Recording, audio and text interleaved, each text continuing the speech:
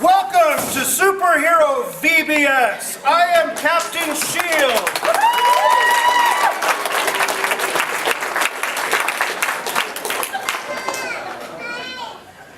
I am Captain Shield, and I am host this week with my sidekick. You know that every good superhero has to have a sidekick. So those of you that were here this week, how do we call our sidekick? How do we get him here? All right, well, everybody, here's what you're going to do. You're going to put out your hand with your fingers out. You're going to put your other hand behind you with a fist, and you're going to yell flame on 3. Here we go. 1, 2, 3. Flame! Hi, Flame. How are you doing today? Hello, Captain Shield. I'm glad to see you here this morning. We had a long week last week. Yes, it was a lot of fun. I see some of our kids that are here from the whole week. Let's get them to come up in a few minutes and do some VBS presentations for us and show us the things that they did this week. What do you think? Sounds awesome. All right, but Flame, you know what we need to do? It's Sunday morning. We have to do announcements, and I'm sure we got people waiting for chocolate. Let's do that. This morning, before our VBS kids come up, does anybody have a birthday, an anniversary, something that we can celebrate with you? We got chocolate. We got Reese's. We got Hershey's. If you got a birthday. Yes, sir. Father's Day. Oh. I don't know. We got... Your father is speaking. Yeah. I can speak and say, in general, there are some Father's Day gifts that we're going to be talking about, but specifically, yours is in the office. Good morning! Happy birthday! How many is that? Will be. So what day is your birthday? 24th. So on the 24th, you will be 15. Anybody else with a birthday or an anniversary? Flame, is it your birthday? Did you need some chocolate? Maybe. Well, Arlie's not here. We got some extra to go around. I'll take it. Captain Shield, Yes, you ma'am. forgot something very important. Oh my gosh, before our kids come up, we have kids that are here today because they want to know the big surprise. What is their surprise?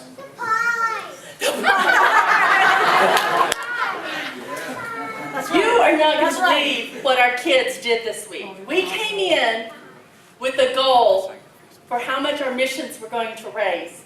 And we wanted enough to buy 6 Bible sticks for Faith Comes by Hearing, because our theme was superheroes, and what better heroes do we have than our soldiers? So we wanted to do 6 Bible sticks. They raised enough to buy 28.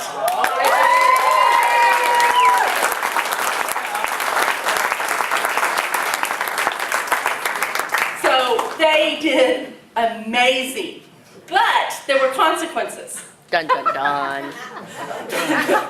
We had a contest between the boys and the girls. And let me tell you, it was very close. But the boys won by $19.90.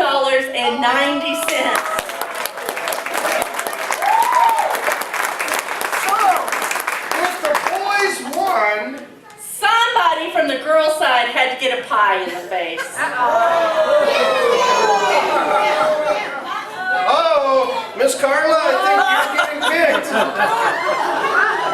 Carla was our superhero song leader for this week. A harmonizing hero.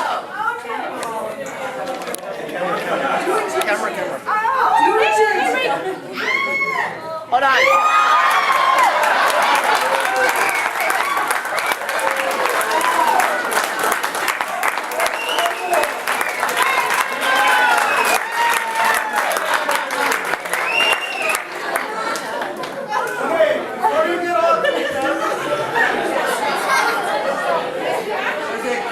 Sorry, but I'm going to make you turn around where everybody can see.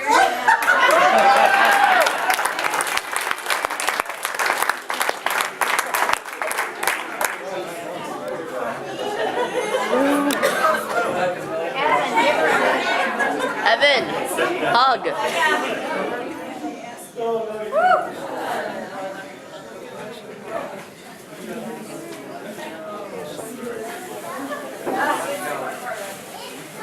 All right, you can kind of tell.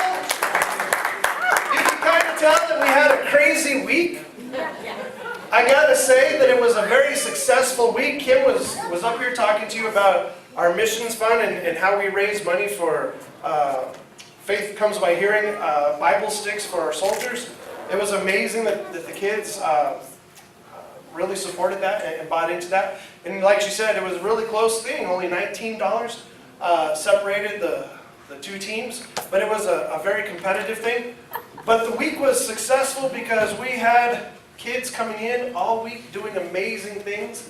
They came in here and we did an opening, kind of what you got to see here with Captain Shield and Flame. And then the kids would leave and they would go out to different activities throughout the church. They would have a Bible story class that Jolie was in charge of. They would go to a rec class that Jean was in charge of. They would go to an arts and crafts class that Terry and Jody ran. And then they went to a science class where they got to do some experiment kind of things with Amanda and Brady. So can I ask, all of the and I forgot, we had snacks. Sorry, Marcia was doing snacks, and the whole thing started with a meal with Carrie setting up meals. Could we have everybody that helped with VBS in whatever way, from teaching to playing to setup? Can we have all of you please stand up and let's recognize all of you that helped this week? Please don't be shy. Stand up. Thank you, thank you, thank you. Flame, you gotta stand up. Yeah. That's who it was the whole time. Thank you for all of your efforts. Without all of you, VBS would not be the success that it was. I appreciate your service, and I just wanted to tell you thank you, and we have your names for next year. Thanks. Oh, did you want to talk about that? Back again. You were chosen to be the announcer. No, I was not. Marsha was supposed to do it. At least you don't get a pie. As we already was mentioned, it's Father's Day. And here at the church, every time there's something special, we want to honor those special people. And there's no one more special in our lives than our fathers. Especially for little girls, you know, daddy's girls. But Gifted Crafters, which is a group of ladies that make it their ministry to use their talent to God's glory. Whatever we do, that's where we want the glory to go. So a few weeks ago, we got together and we made some little Father's Day gifts for all of our fathers that are in attendance today. So if I could get some kids to come help me, and all the fathers would stand up. If you can't stand up, raise your hand, and we'll get you out these little gifts. Line up right here, guys. You take this. If you're hungry later, I know where you can get some leftovers.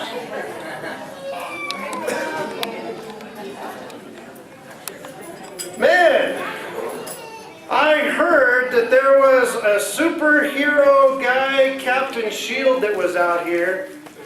While I was in the back, I heard that he was a pretty handsome guy, that Captain Shield. Yeah, he was wearing pajamas. If you want to amen in church, now would be the appropriate time. Casey, it can never be said that you and Captain Shield are the same person, because Well- you've never been together at the same time. That's true. So, I was looking at the Captain Shield on the video. He and I have something in common, something different though. He's a pretty big guy in certain places. I'm a pretty big guy in certain places. Good morning. If you got your Bible with you, we are going to be continuing in talking about the book of James. So if you got your Bible, we're going to be flipping over to James chapter 3 today. James chapter 3, probably familiar with this section. It is about tongues, about how powerful tongues are, about the words that we say, and how that can be a good thing or it can be a bad thing, actually. I want to start by telling you a story. When I was teaching at La Merced, principals, whichever principal it happened to be in a given year, principals were given a job that they had to come into the classroom and observe a lesson. They had to do this a few times a year, but they had to come in and not just sit there and watch what the teacher was doing with the class. They came to do an observation and script everything that the teacher said and did. I never got videotaped while I was teaching. Principals never did that. But they would come in and they would write down an actual word-by-word script of the things that I would say as I stood in front of the class when I taught math or science or social studies, whatever it was I was teaching while they were there. I had to go to the principal's office, days later, and the principal would take out this script and sit there and go over side notes that he or she took. And I would have to listen as the principal went through everything that I did and said during that lesson. That was kind of a nerve-wracking thing. Careful what you say. That's our title today. Be careful what you say. I found out that too often, as I was talking to my students, I would, I would insert some kind of words that weren't necessary. I would pause. I would, I don't know, kind of get sidetracked a little bit, maybe. No. Debbie's like, that's never happened to Casey before. I wonder why. But it was a very nerve-wracking thing to sit and listen to the principal as I heard everything that I said. From the good things where I was asking questions and getting kids on task, to the bad things where I could get distracted. Kim was just up here talking to you about what they did this week and how they had special presenters come in at snack time. And these presenters would stand in fellowship hall, and kids were in there having their snack. And the presenters would come in and talk about their certain area, talking about police or about fire, about mission work. And it reminded me of something that a new teacher, you have to learn right away. Once you start a train of thought, once you start a conversation with a student, don't be surprised when they will raise their hand and get you off task. Well, my father says, or my mom, or in my house, the firefighter would be up there saying, call 911 or something. And so a kid raised their hand, and next thing you know, there's a whole story about how they went on a camping trip and started a fire and, roasted marshmallows. And that's away from the whole 911 topic. Well, it's a funny thing to try to stay on topic that way. But it makes me wonder, what would you say if you found out you were in that same kind of situation where somebody was recording everything you had to say? Would you still say the same things that you normally would? Would you be more careful in choosing the words that you speak? Would you be more careful in maybe not speaking at all? Would you be more careful in choosing the times that you spoke or the times that you did not speak? Would you be more careful? I was reading this week when I was doing some research about James chapter 3, and I found out something interesting.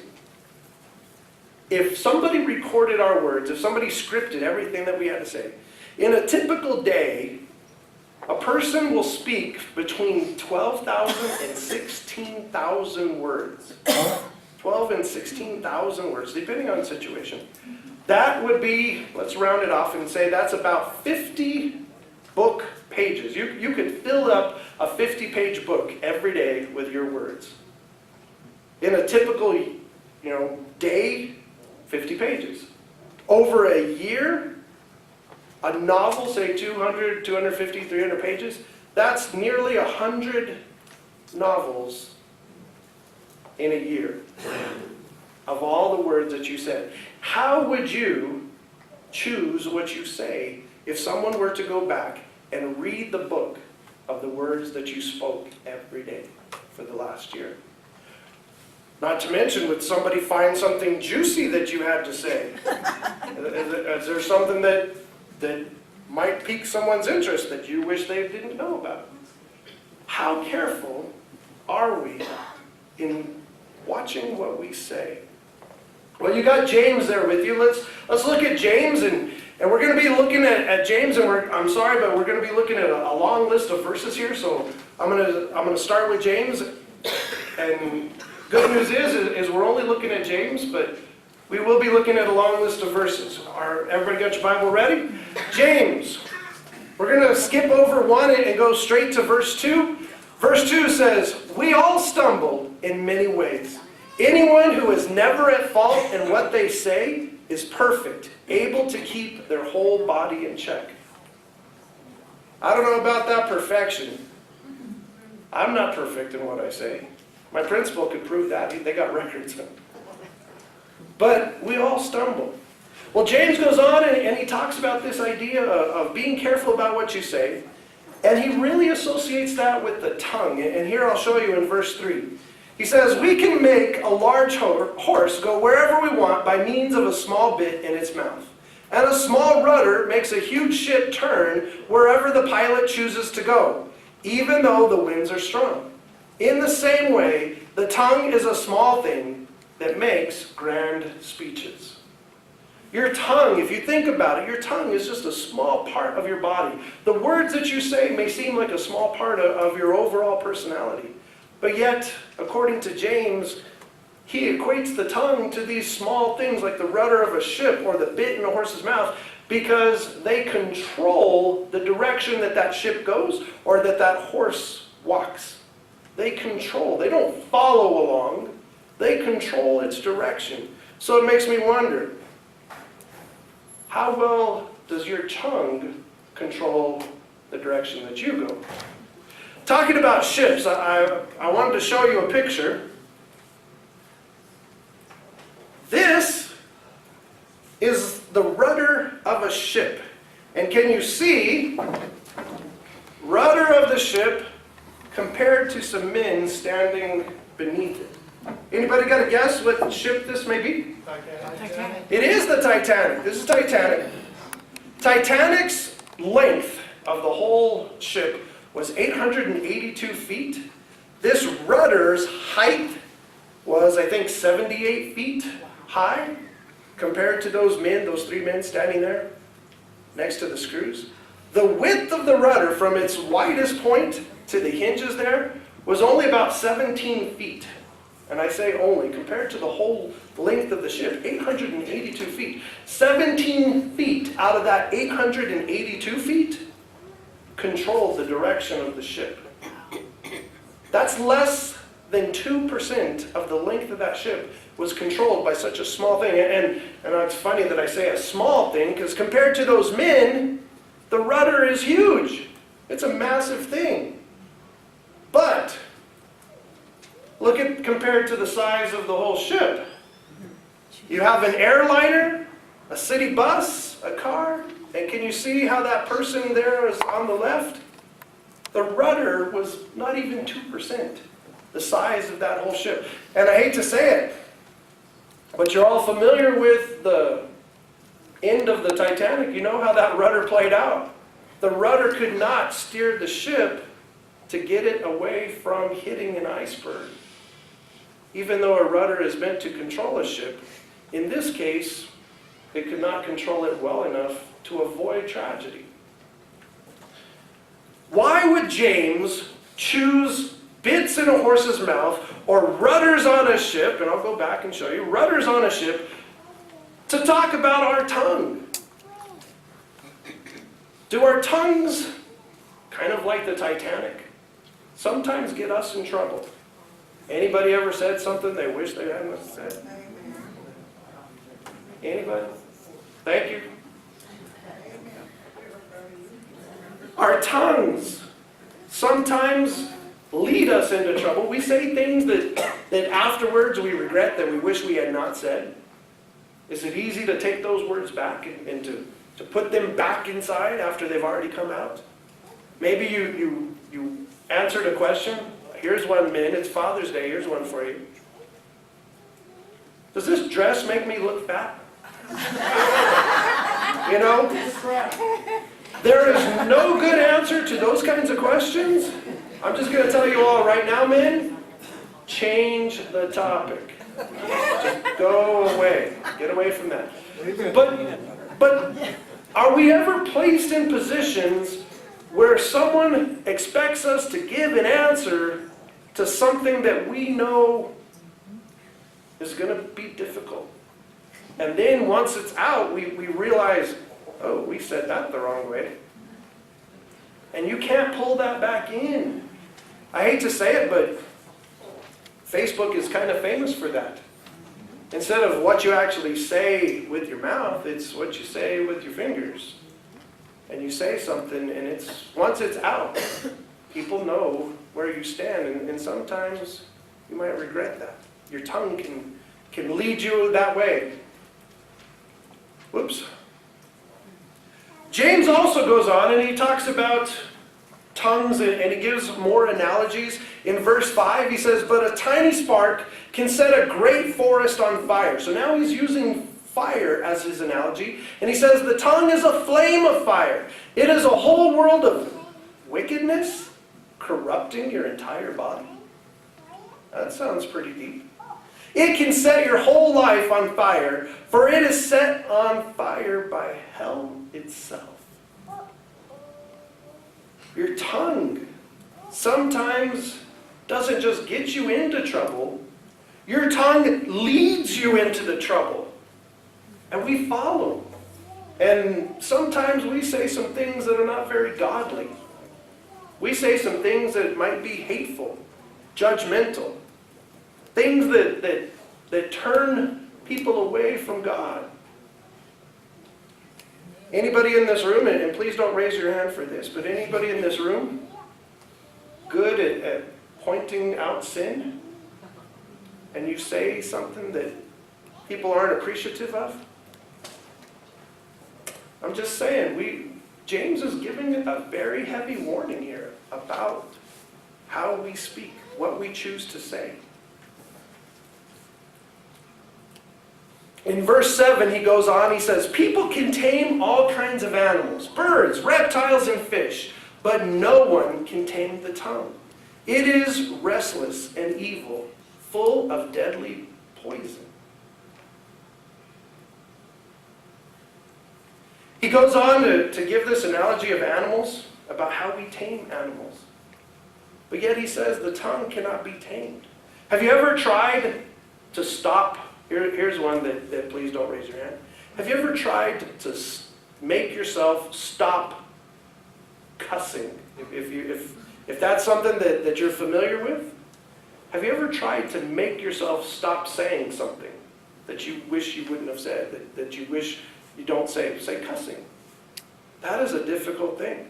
And I hate to say it, but school, I got students, I could tell those students, those certain words, this word, that word, and I'm sure you can fill in what kind of words I'm talking about, what I'm referring to.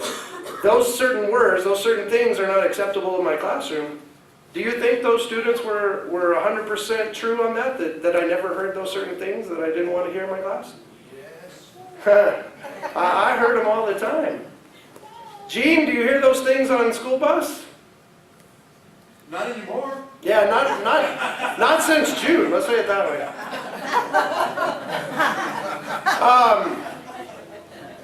But we could, as a teacher, as a bus driver, we could tell those students, I do not want to hear those things.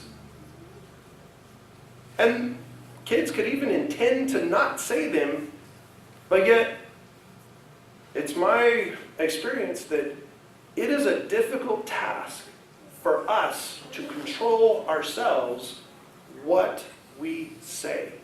If you're in an environment, you come from a home, which thinking about these students, I'm sure these students come from a home where there were a lot of things said in anger and in spite or just some kind of meanness, and they come to school and somebody is making them unhappy on the playground, those words that they hear at home come spewing out of their mouth like it's second nature to them. like it's just as natural as breathing air, drinking water. Those words, because that's the way that their environment was at home. And for me to step up and say, you know what, we're at school, we don't say those words here. Or this is my classroom, I don't want to hear those words. It would be kind of foolish of me to expect that that would not happen.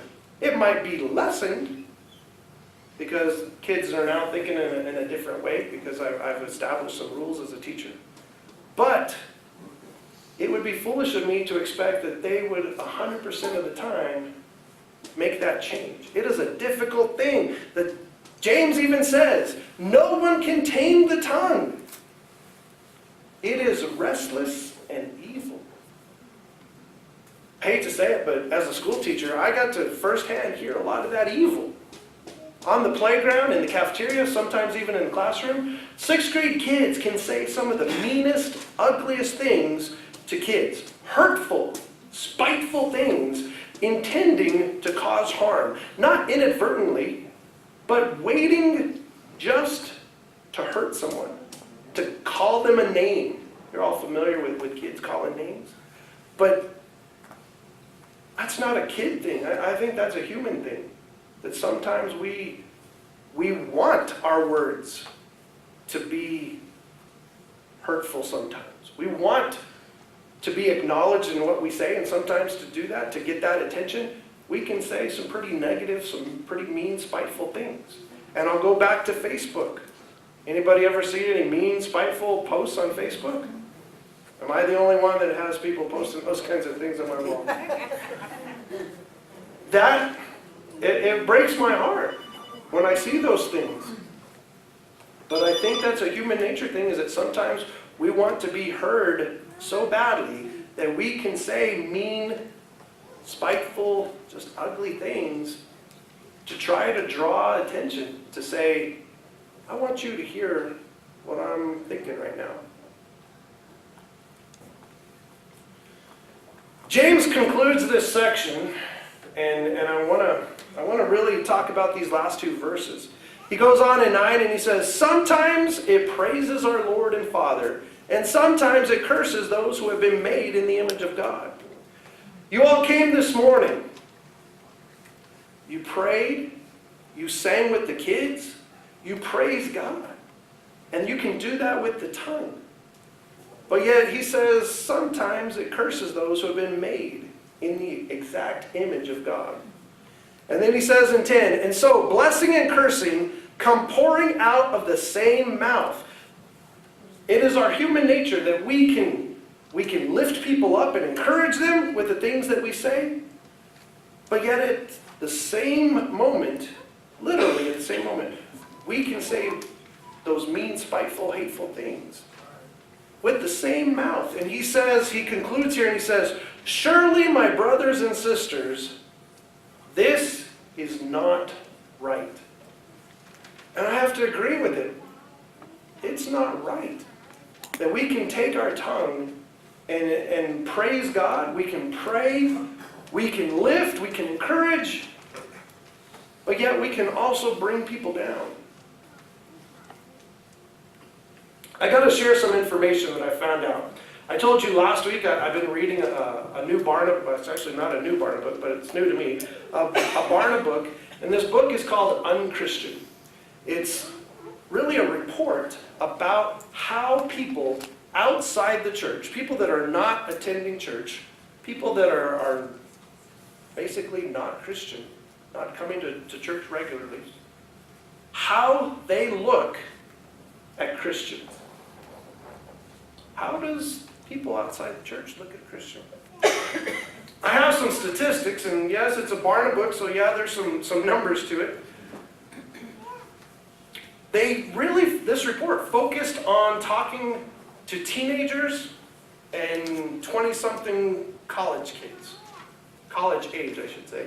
So this generation from 16 up to 20s, late 20s, were who Barna really talked to, and they found out some interesting things.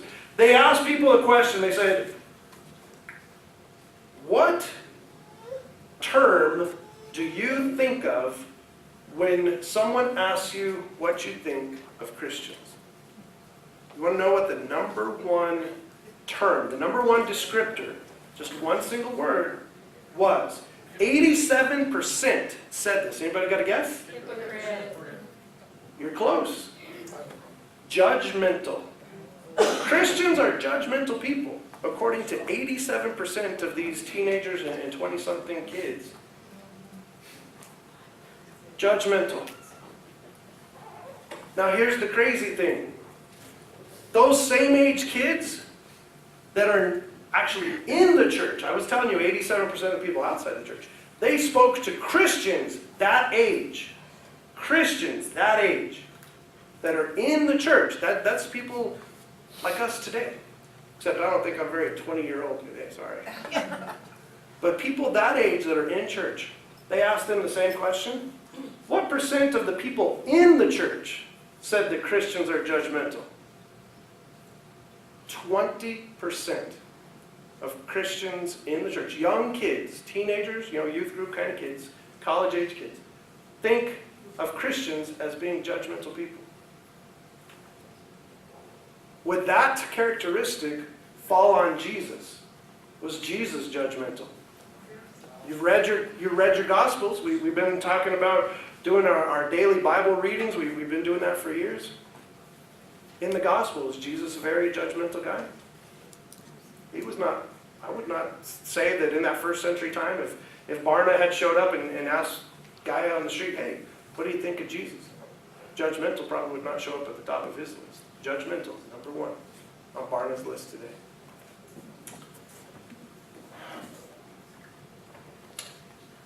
They asked people inside the church, that would be us today. They asked people, do Christian churches accept and love people unconditionally? They asked people inside the church, do Christians love and accept people unconditionally? And that kind of reminds me of the sermon a couple of weeks ago when we were talking about James, about showing favoritism. But do we show love unconditionally? And there's some interesting numbers here. The people inside the church said, we do that? Sure. 41% of us will agree with that. 41% say that we accept people, love and accept people. Kind of the interesting number is what the pastors said when they were asked that question. Hey, pastor, does your church love people, accept people and love them unconditionally? 71% of the pastors said, heck yeah, my church does. But the people in the church said 41%, which is kind of a sad number, but not as bad as it could be. But here's the really telling number. If you ask people outside the church, not Christians, not people showing up every Sunday at church, you ask them, do the Christians in your life, from work, neighbors, family, do they show unconditional love? Do they accept people? 20% of the people outside the church said, yes, Christians do that. 4 out of 5 people could not describe us as Christians here this morning. Could not describe us and say that we show love. Yet that's one of the hallmarks of Jesus' message, is that we are to go out and show Jesus-like lives. We are literally ambassadors, representatives of Jesus in this world today. And yet, 4 out of 5 people around us, your family, your friends, your coworkers, could not describe us in that same way that we would today describe Jesus. So I'm giving you a position this morning, and my position is, are we doing a horrible job of doing what Jesus actually called us to do in Scripture? Are we just not doing the things that we need to do? And please, don't sit there and think, well, Casey's up there pointing fingers. No. I'm in that group. Are we not being the representative, the ambassador to the people around us in a very Christ-like way? Here's something that I think our churches have really gotten good at. We identify sin in people around us. We're experts. Oh, you brother, you shouldn't be doing that. Oh, sister, Bible says you should stop that. Are we good at identifying the sin around us? I think we are. That's what Barna was saying, is that the people around us think that we're judgmental, that we're eager to talk about them and what they're doing wrong. Did Jesus do that? Woman at the well? Tax collectors? Did Jesus point out and say, hey, you tax collector, I'm going to tell you right now, buddy, you're stealing. That's a sin. I won't talk with you until after you fix that whole tax collecting, stealing thing. I think sometimes as Christians we get too good. We're too expert at pointing out other people's sin. Jesus even has a parable about that. You heard about the mote in your brother, or the speck in your brother's eye, yet you got a beam in your own? There's a parable about that. Yeah, I think as Christians we don't really understand and really implement that parable. Jesus is just not giving that parable and saying, here's some words. He's saying it, and here's the way that I expect you to go out and live your life. Representing me means you're going to put forth the love, the teaching that I'm telling you. If you've read through your Gospels, you've read through Matthew, Mark, Luke, and John, you know what Jesus was about while he was here. You also know that we are called to be like Jesus. Yet according to Barna and all these survey results that I'm sharing with you, we're horrible at it. We're just not doing well. And yet we look around in our society today, and we point out how our society's going, and here we go. I'm going to say this on a Sunday morning. I've heard this sentiment quite often in various ways, but here's the best way I can say it. Have you heard people referring and saying, I don't know what's going on today. The world's just going to hell in a handbasket. Things just aren't the way they used to be. I think that is a large sentiment in our churches today. We look from our churches, we look from our buildings, we look from our secluded area, our sanctuaries, and I use that word in two ways, not just the building, but our safety place. And we look from our sanctuary, and we look out across our society into our world today, and we say, you're not doing right. That's wrong. And by the way, there's a lot more wrong going on than when I was little, or when I was, however long ago you want to reference and think back. But here's the crazy thing. Scripture doesn't say, you can read the gospel like I was saying, or you can read New Testament, Peter, Paul, read those letters. Scripture doesn't say that we're to go out and actually expect the world to change just because we say that it should change. That something's not right in this world, that there's such and such sin that's now rampant that used to be, not accepted but now is accepted. Yeah, sin is sin. Like I said, we're good at pointing out sin. But yet Scripture doesn't say that we should go out and expect the world to suddenly and on their own change to the standard that we set. We, as Christians, as a church, are to go out into the world and live our lives in such a way that we attract people to us. If you're sitting there pointing fingers, nobody's going to want to listen to that.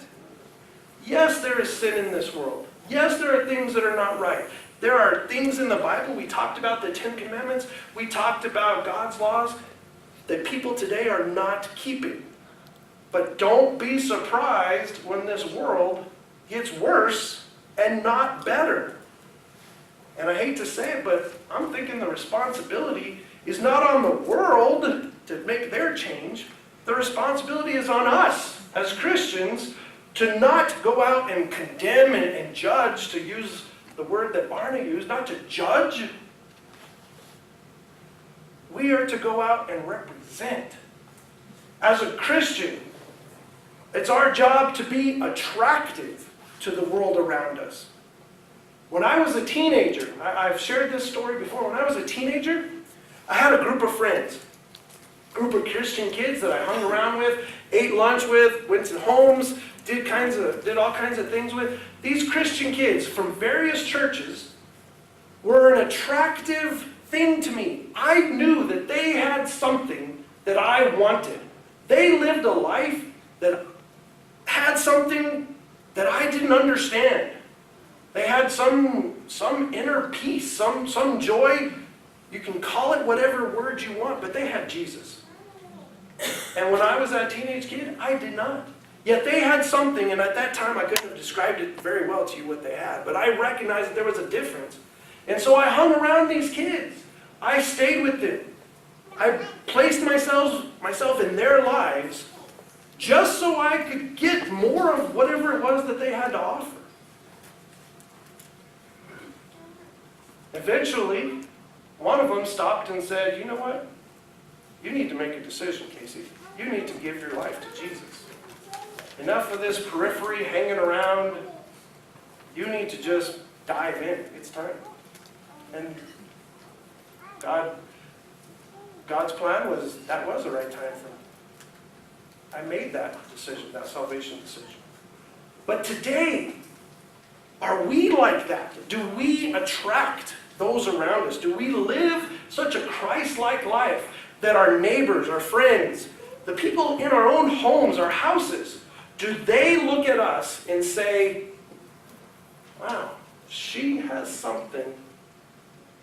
I don't know what it is, but there's something different. There's something that I want.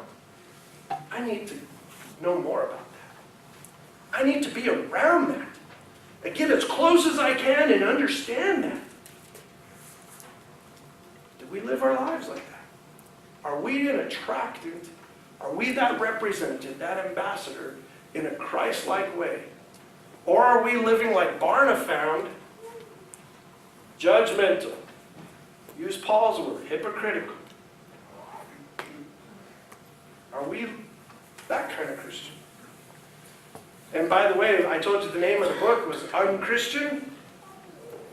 Unchristian doesn't represent, it's not the name to represent people outside the church. Unchristian is what Barna calls those people inside the church that are not very representative. It saddened me to read that. It broke my heart in ways that I want to see a change. And here we are today. You have your families, you got neighbors, you go to work. So my challenge for you, my teacher homework, I guess, is to leave here today and think about how you are choosing to represent yourself in front of the people around us. Are you hypocritical? Are you judgmental? Or are you like Jesus himself, loving? Which is it? We have that option. We're not locked in. We can choose how we want to live our life. So my homework is for you to think about that this week. And then do me a favor. Do me a favor. Here's the teacher. You got to turn in some homework. I want to know how that works in your life. I want to know if you got someone at work that you talk to. Today in Sunday school class, that was my first question, is how do you share your faith with the people around you? I want to know that answer this week. Send me an email, send me a text, call me up, tell me Sunday morning, tell me Wednesday night, tell me whatever. I want to hear how God is working in our lives. We have our bulletin, you got our bulletin, that good news corner. Maybe you want to write it in there and say, let me tell you what happened this week at school. Or let me tell you what my coworker was talking about that I got to add some Jesus. But you all have some homework. If this idea of living like Jesus is kind of unfamiliar to you, if this is something that you just don't know about, then I guess this is a good time as any to come up and I can help you with that. I can tell you about my friends and how my friends live their life so that I could see Jesus living in them. Enough that I saw Jesus that I wanted some of that. But we're going to do our invitation, and this is probably a good time for people to come up and ask those kinds of questions. Ted, if you would you get your team up? And we'll do our invitation. Would the rest of you please